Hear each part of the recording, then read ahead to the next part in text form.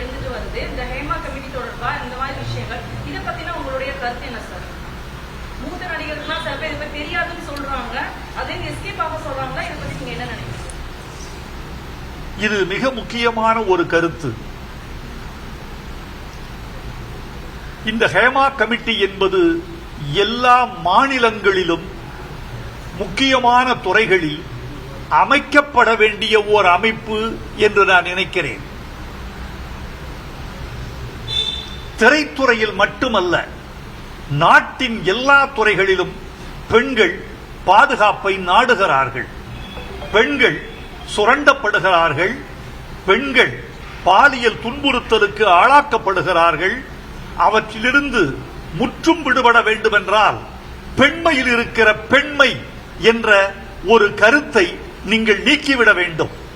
ஆணுக்கு ஆண்மை என்று இருப்பதும் பெண்ணுக்கு பெண்மை என்று பிரிக்கப்படுவதும் நாட்டில் பேதங்களை ஏற்படுத்துகிற மதிப்பீடுகள் என்று கருதுகிறேன்.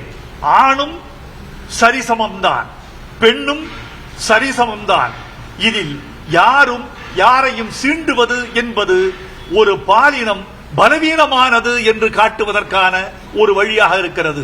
பெண்ணினம் பலவீனமான பாலினம் அல்ல. பள்ளி கல்வித்துறைக்கு, இந்திய பள்ளி கல்வித்துறைக்கு ஒரு வார்த்தை, பெண்களுக்கு கூடுதல் பாதுகாப்புக்கான பயிற்சியை கல்வி திட்டத்தில் சேருங்கள்.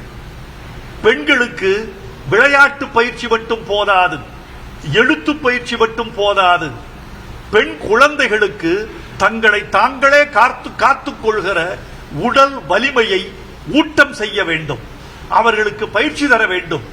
இது ஒரு புதிய இந்தியாவை எழுதுவதற்கான தொடக்கமாக இந்த ஹேமா கமிட்டியை நான் பார்க்கிறேன்.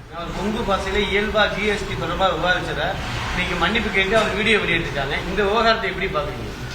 அந்த ஒளிக்காட்சியை நானும் பார்த்தேன், தொலைக்காட்சியிலும் பார்த்தேன், சமூக ஊடகங்களிலும் பார்த்தேன். அது ஒரு குறை கேட்பு நிகழ்ச்சி.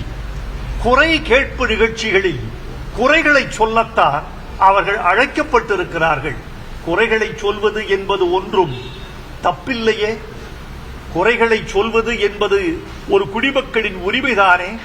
கேட்டுக்கொள்வது ஆளும் தரப்பினுடைய கடமைதானே. உரிமை கேட்டவனுக்கு இருக்கிறது, கடமை ஆளுகிறவர்களுக்கு இருக்கிறது. அந்த கேள்விகளில் எனக்கு ஒன்றும் தவறாக தோன்றவில்லை. இயல்பாக அந்த நண்பரை நான் அறிவேன். என்னோடு பல ஆண்டுகள் பயணிக்கிறவர். அவர் இயல்பாகவே கொஞ்சம் நகைச்சுவையாளர். அந்த நகைச்சுவையை தன்னுடைய கேள்வியிலும் கேட்டிருக்கிறார் என்று எனக்கு தோன்றுகிறது. அது வெளியே இருந்து வந்த எள்ளல் அல்ல, உண்மையின் துள்ளல் என்று புரிந்து கொள்ள வேண்டும். அந்த அளவில் அவர் கேட்டதில் எந்த தவறும் இருப்பதாக தெரியவில்லை. ஒரே ஒரு செய்தி, மன்னிப்பு கேட்க வைக்கப்பட்டாரா, இவராக சென்று கேட்டாரா, அது மன்னிப்பு தானா என்ற விவரங்கள் முழுமையாக தெரியாமல் இது குறித்து அடிக்கோடிட்ட கருத்து சொல்வது ஆகாது.